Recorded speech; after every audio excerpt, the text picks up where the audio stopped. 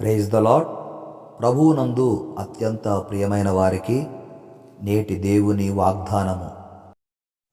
నేను నీ నిమిత్తము దాచిన మేలును నీకు అనుగ్రహించి నిన్ను ఆశీర్వదించెదను.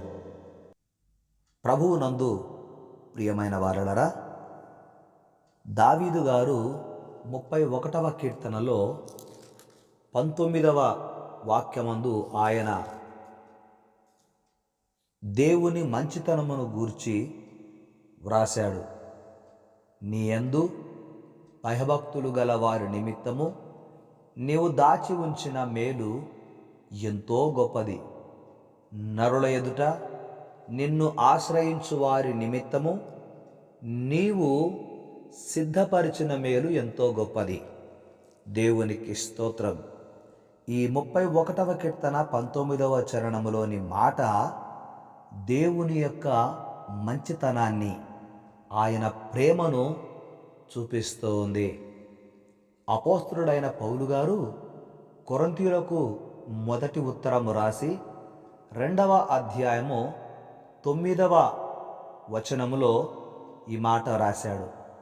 ఇందును గూర్చి దేవుడు తన్ను ప్రేమించు వారి కొరకు ఏవి సిద్ధపరచెనో అవి కంటికి కనపడలేదు, చెవికి వినపడలేదు, మనుష్య హృదయమునకు గోచరము కాలేదు అని వ్రాయబడి ఉన్నదని పౌలు గారు కొరింథీ సంఘాన్ని జ్ఞాపకం చేస్తున్నాడు ఈ మాట చేత.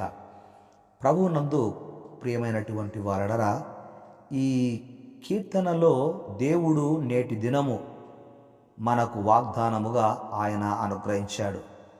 ఆయన యందు భయభక్తులు గల వారి ఎడల ఆయన చూపించు ప్రేమను, కాపుదలను వివరిస్తూ దావీదు నీవు దాచి ఉంచిన మేలు ఎంతో గొప్పది అని వివరిస్తూ ఉన్నాడు. తాను అపనమ్మకస్తుడను అయినప్పటికీ తనను ప్రేమ చేత శత్రువుల బారి నుండి విడిపించినందుకు దావీదు యెహోవాకు స్తుతులు చెల్లించాడు.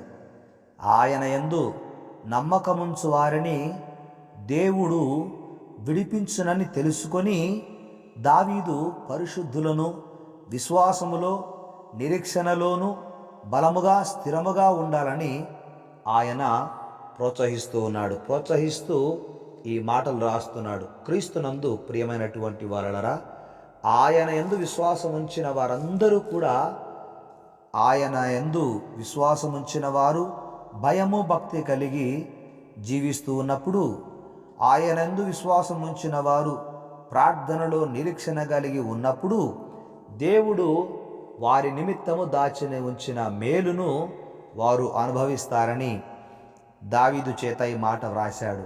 నేను నీ నిమిత్తము దాచిన మేలును నీకు అనుగ్రహించి నిన్ను ఆశీర్వదించదనని దేవుడు నేటి దినము నీకు వాగ్దానముగా అనుగ్రహించాడు. దేవునికి స్తోత్రం.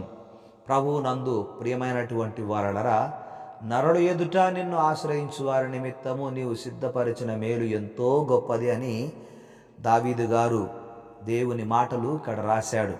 అయితే నరుల ఎదుట అంటే ఈ లోకములో జీవిస్తూ లోకానుసారముగా ఈ లోకములో అధికారులుగా ఉన్న వారి ఎదుట, వారు డాక్టర్లు కావచ్చు, ఇక ఏ డిపార్ట్మెంట్ వారైనా కూడా వారి యొద్దకు వెళ్ళినప్పుడు అక్కడ మన కొరకు దేవుడు మేలు దాచి ఉంచాడని జ్ఞాపకం చేస్తూ ఉన్నాడు.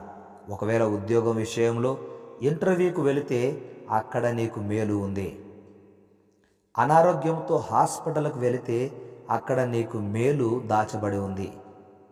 అంతేకాకుండా ఎవరి సహాయమో కోరి నువ్వు వెళితే అక్కడ దేవుడు నీకు వారి ద్వారా సహాయం చేయిస్తాడని దావీదు గారు గ్రహించి ఈ మాట రాస్తున్నాడు. నరుల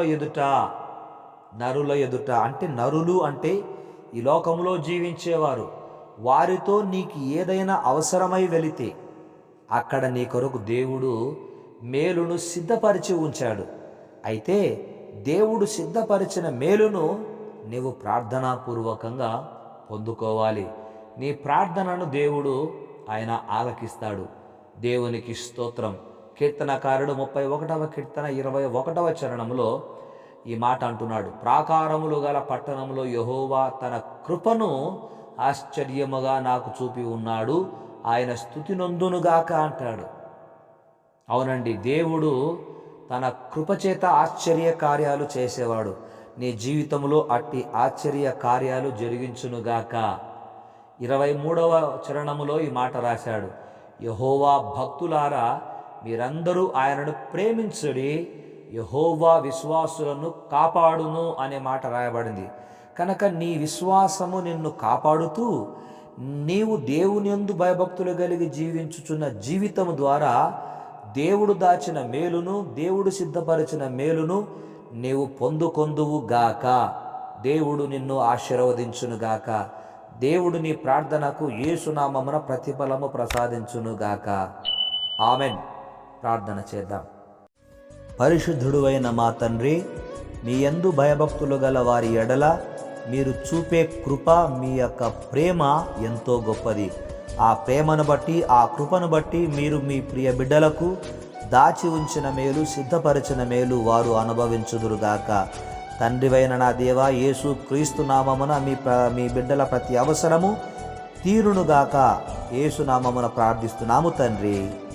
ఆమెన్.